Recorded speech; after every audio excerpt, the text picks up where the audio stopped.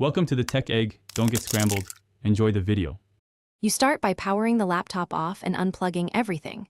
Press and hold the power button for a few seconds to discharge capacitors. Make sure you ground yourself with an anti-static strap or touch the metal frame to avoid static damage. Remove the battery if it's external, then unscrew the bottom access panel, keeping screws organized.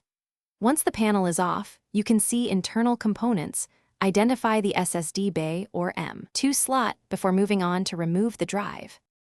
You now locate whether the laptop uses a 2.5-inch SATA drive or an M2 module. Knowing this tells you which screws to remove.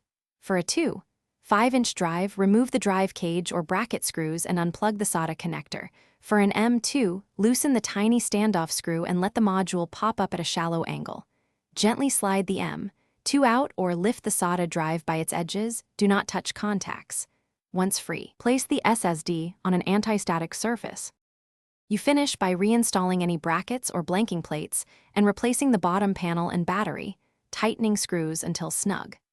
Reconnect the charger and boot into BIOS or UEFI to verify the SSD is removed or recognized correctly if you swapped drives.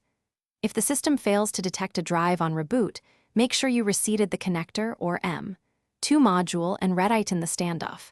If problems persist, test the drive in another machine or try a different cable or